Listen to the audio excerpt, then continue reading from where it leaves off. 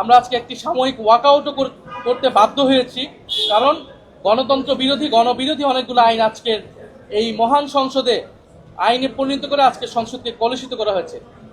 আজকে আপনারা জানেন যে জাতীয় সংসদের অধিবেশন ছিল এবং জাতীয় সংসদের এই অধিবেশনগুলোতে অন্তর্বর্তী সরকারের সময়ে প্রণীত যে অধ্যাদেশগুলো হয়েছিল সেই অধ্যাদেশগুলো নিয়ে মূলত সেগুলোকে বিল হিসেবে উপস্থাপন করা হচ্ছে এবং আইনে পরিণত করা হচ্ছে।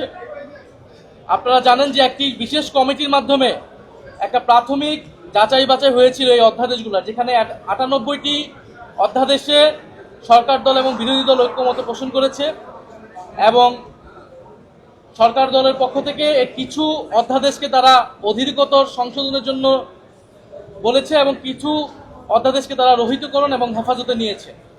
এবং এর মধ্যে অত্যন্ত গুরুত্বপূর্ণ কিছু অধ্যাদেশ ছিল, যেরকম গুম প্রতিকার প্রতিরোধ অধ্যাদেশ, স্বাধীন বিচার বিভাগের জন্য বিচার বিভাগ সচিবালয় অধ্যাদেশ, মানবাধিকার অধ্যাদেশ ইত্যাদি। স্থানীয় সরকার সম্পর্কিত অনেকগুলো অধ্যাদেশ ছিল। ফলে আজকে এর কয়েকটি অধ্যাদেশ যেগুলো নিয়ে বিরোধী দলের পক্ষ থেকে নোট অফ ডিসেন্ট ছিল, সেই অধ্যাদেশগুলো উপস্থাপন করা হয়েছিল। উপস্থাপন করার পরবর্তীতে বিরোধী দলের পক্ষ থেকে আমরা সেখানে আমাদের সুস্পষ্ট বক্তব্য বিরোধী দলের প্রতিনিধিরা সেখানে পেশ করেন এবং তার সুস্পষ্ট কোনো জবাব সরকারের যারা দায়িত্বশীল, যারা মন্ত্রী প্রতিমন্ত্রীরা ছিলেন তাদের থেকে আমরা পাইনি।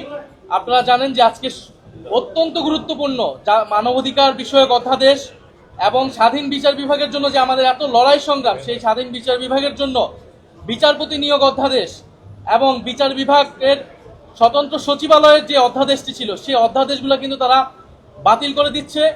এছাড়াও স্থানীয় সরকার সম্পর্কিত অনেকগুলো অধ্যাদেশ যেটার মাধ্যমে সংবিধান বিরোধী অবস্থান তারা নিচ্ছে, যারা নিজেরাই এত সংবিধানের কথা বলে, প্রশাসক নিয়োগ করে দলীয়করণ করে এবং স্থানীয় সরকার প্রতিষ্ঠানটি যদি না দাঁড়ায় সেই ব্যবস্থার জন্য তারা কিছু অধ্যাদেশকে আইনে পরিণত করেছে বিরোধী দলের যৌক্তিক আপত্তি সত্ত্বেও।